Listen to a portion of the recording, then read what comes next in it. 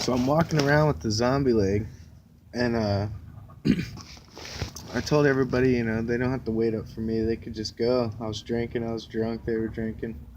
It's like, it's best for you guys to go. It's, I'm having fun. So I start walking around, and I bump into these guys with a bunch of dreadlocks. At the time, I had some hair down to, down here, and this lady with dreadlocks. I was telling her, man, this is really cool. I was touching on her hair. I was telling her, you know, I just lost, my tribe just trying to flirt with her or whatever, and telling her that she should do my hair like that. And all of a sudden, her boyfriend comes walking up, and he's like, "Hey, man, why are you touching my girlfriend's hair?" I was like, "Oh, man, I was just talking about the dreadlocks, man." And he was like, "Cool, you want to take some acid?" And I was like, "Wow." That was quick. So I was like, "All right, yeah, sure." Not thinking anything of it.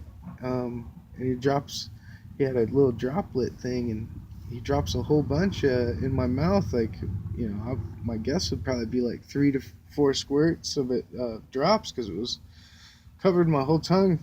And I didn't think nothing much of it. It kind of had like a taste to it, and I was just like, the heck was that? It was like not a mint or anything, but kinda. And I was just like, what the heck was that, man? Was that real? And he was like, yeah, dude, that was acid. Yeah, I looked at everybody's face there. I could realize, I was like, oh wow, he just gave you something real. But it took, somewhere around 30 minutes to kick in. So they had VIP passes to go into the back of the concert, and they couldn't get me one, so we had to split ways, and they took off. Well, when they took off, that's when I walk off, and that's when it starts taking effect for me. And all of a sudden, I'm just like in love with everybody and dancing around on my own, even though I couldn't dance because I was like, with the peg leg, but I still was doing it anyway. And I was kind of twirling around, and when I was twirling around, out of nowhere, I ran right chest to chest with my brother, out of all people. And it was overjoying for me, and he was thinking it was pretty gnarly. And uh, they were telling us, telling me we're leaving, we're all going to leave. I was like, okay, well, let's go. So we get into the back of the car, and when we were going, there's like a little police uh, trap thing down at the bottom. They're checking all the cars, I guess, when they're leaving uh, the the parking lot.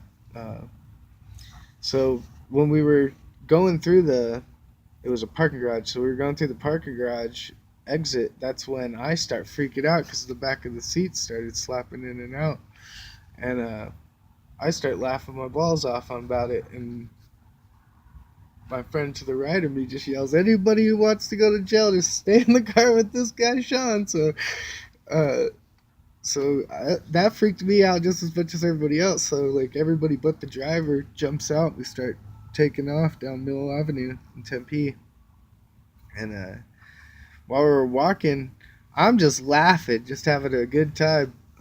Almost, I had aviators, and it was like with tears coming down. And um, I saw this guy Miles that was like a busker, homeless busker, and I met him like 2 weeks earlier. I even invited him for a bite to eat, and then we went and hung out at the house and played guitar and everything. So we made friends pretty quick.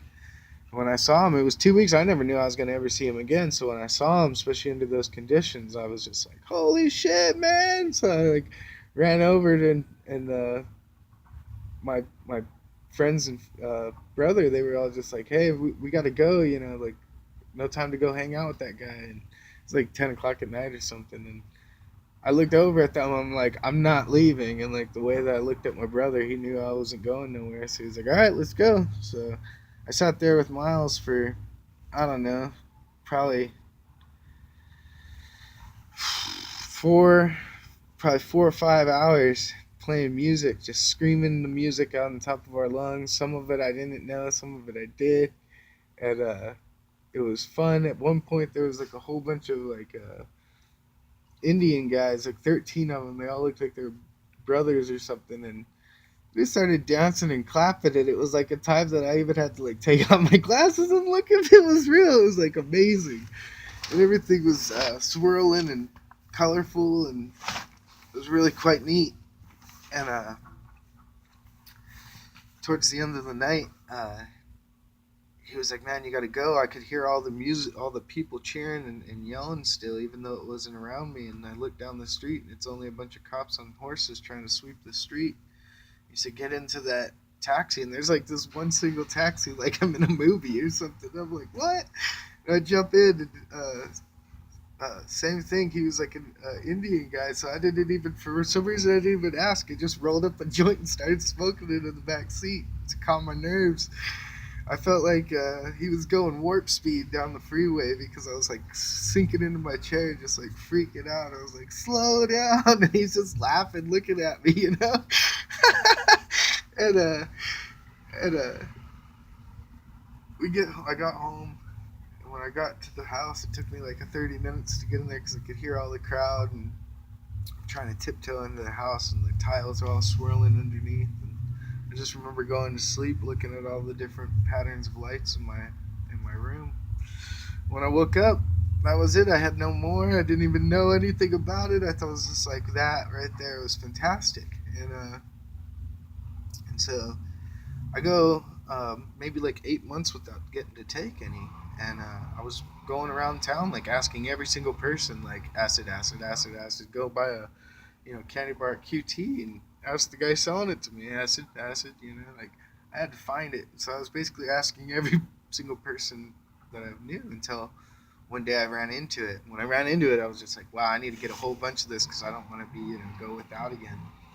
And so I went to go buy like shit tons, and I didn't get to, but I ended up getting to get about 20 hits. And so I took the hits, and I tried like one or two of them, and just to taste them since it was a new source and it was back in the stream again for me, and I thought it was fantastic.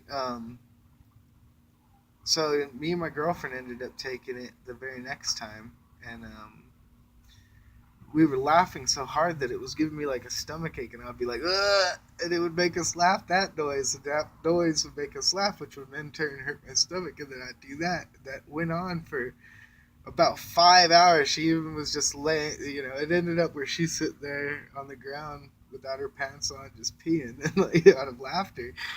And her mom even asked, like, she must be on some wacky tobacco. I'm like, oh, the wackiest. And we did like 5 hours of laughing. And on the 6th hour, we just basically, it was almost like telepia. We were just like together and in unity. And and it was just like that right there was just like there's nothing. That's like when it like a realization came to me, like there's no way in a million trillion years like that is deemed bad. You know what I mean? Like, so whoever is trying to say that's bad uh, is repressing us, uh, and so and so I took that when she went to rehab or whatever. I told her, I'm gonna go up the ladder on this stuff. I'm gonna really get to the bottom of this stuff too. I want to know what it is. So I took the other strips, and I called up my buddy who helped me get it, and I was like, hey man, how much can I take of this? And they're like, I don't know. We've only ever heard of somebody taking 2 at a time. And that wasn't gonna be sufficient for me, so I ate about 5 of them right off the bat, and I took off to the bar, and it was fun. I was in front of everybody, and I was just freaking out over all this, everything moving and dancing, and it was so beautiful. I would call it rosy. That night it was rosy. That was like the best way to describe it, rosy. So I started kind of freaking out on it as far as like I thought, people were gonna know that I was on something, and I went over to Walmart right quick to get some glasses, and the glasses were for like little kids, and I didn't even notice it was like green, purple, blue. Like I came in looking worse on drugs than I left, and I didn't know which one to put on, keep them on or take them off. But I decided because your eyes dilate all the way up, so I just kept them on, and uh, I ended up like, you know what? I'm gonna take like 3 more. I'm gonna just see what 8 is. So I took 3 more. I went and sat in the parking lot. I watched all the trees dancing, and everything was awesome. I was like painting my fingers in the sky. The sky was just a finger, it's just right there against your skin, which it is. It just wasn't noticed. I saw photosynthesis happen right in front of me. The plants were eating the sun, and you could see it go into them. They were very much alive. I could look down at the rocks, and the rocks were very much alive. And I noticed that everything was alive. There wasn't one thing that wasn't alive, which is quite impactful. So I went back home and I started contemplating these ideas a little bit, and uh, because basically it seemed like I was like an antenna that we are antenna, and a different frequency was coming in, and so I just kind of listened to it, and when I did, I came to the realization that of unity, that everything doesn't escape that. There's not one thing that escapes that, and that nothingness is a figment of our imaginations. Not to say that that also makes it untrue. I think our figment of our imagination is something that is true, um, just not real, just not brought uh, outwardly. So um, so that was like a very unique experience when I took that many, and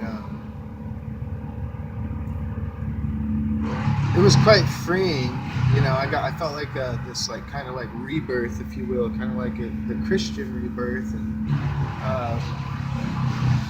I was just fascinated by that aspect about it, and so I was just like, man, I got to look more into this, and I found a guy, Alan Watts, and he was speaking about everything that I just went through, and he's been dead, for a long time, almost 40 years, I guess. And I was just like thinking, wow, that's kind of unique that he knows about that, and I do too, And he was talking about a lot of Eastern philosophy, and he got to Buddha himself, and that if the criteria of the Buddha, I guess, and basically I have become Buddha in my room, um, which is also the realization of Christ, which opened up a whole new huge, I believe, philosophy for me. I pieced it all together. Uh, if you look into what LSD can do, it maps things in the mind, connecting them. And when that did that with me, everything kind of just like, to me, it was just poof, everything makes sense. And so that opened up a whole new philosophy for me, and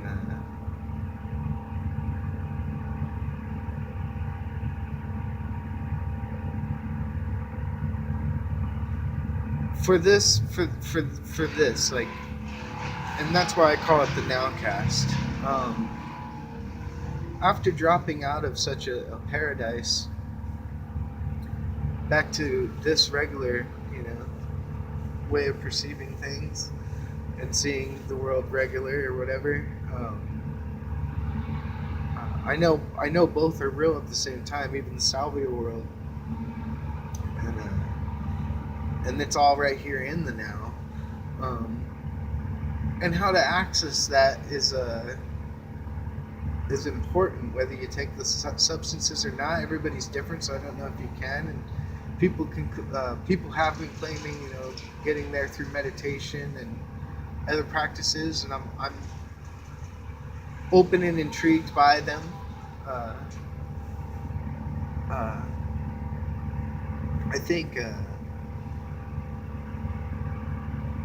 I think a lot lately about the word destiny, what that is, if that could be true, because everything to me seems to be right where it's supposed to be, and doing exactly what it's supposed to do. It's like everything being, symbiotic to each other. Noticing those, those truths inside of things, and seeing how they relate to the other things, as one unified thing. puts us in a very unique spot as human beings.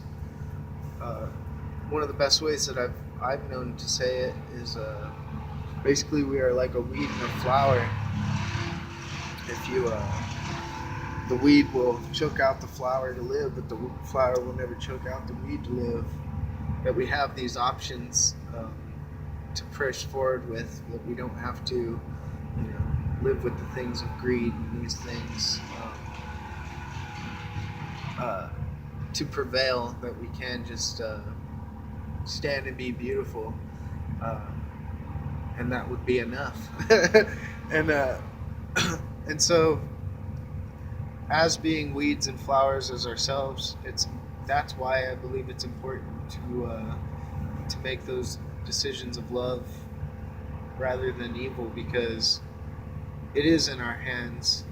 That we are in heaven and hell. We are the God, and we are the devil. And it's basically which one do you want to participate in? And all four of those. So until I can get another guest, that was the Nowcast. Thank you.